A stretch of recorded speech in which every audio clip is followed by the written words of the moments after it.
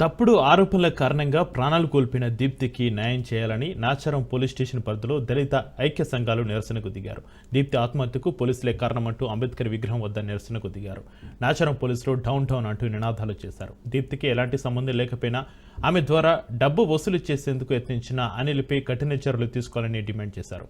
దీప్తి కుటుంబానికి న్యాయం చేయాలని, అంతవరకు పోరాటం చేస్తామని దళిత సంఘ నాయకులు హెచ్చరించారు.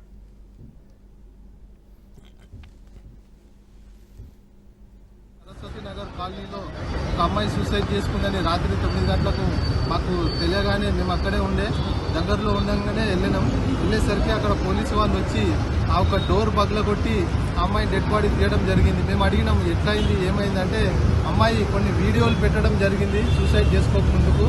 ఈ సంగీతరావు అనే వ్యక్తి ఎవరికో ఉద్యోగం పెట్టిస్తా అని కొన్ని డబ్బులు తీసుకోవడం జరిగింది. ఈ డబ్బులు తీసుకున్నది ఎవరి దగ్గర అంటే అనిల్ అని ఒక కానిస్టేబుల్ అంట, ఆయన ఎక్కడో వాళ్ళ అనిల్ వాళ్ళ మిస్సెస్కి జాబ్ పెట్టిస్తా ఐఐసిటీలు అని చెప్పి సంగీతరావు డబ్బులు తీసుకోవడం జరిగింది. పెట్టియలేను డబ్బులు ఇస్తా